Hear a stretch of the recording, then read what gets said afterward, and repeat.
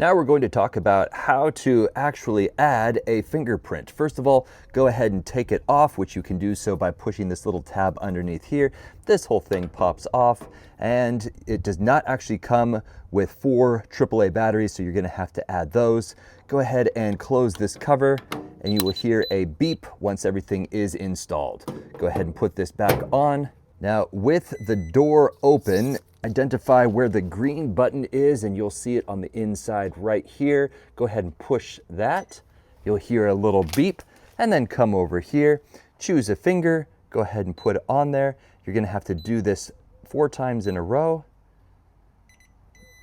And it flashed green, and if it does that beep that you just heard, that means it is successful.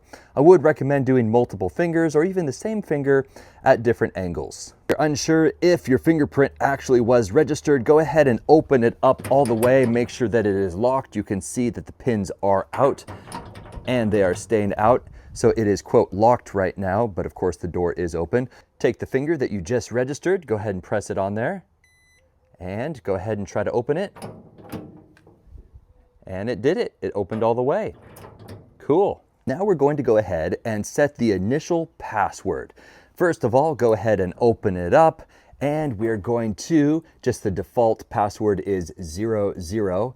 And now you're going to go and push this green button right over here. You heard the beep.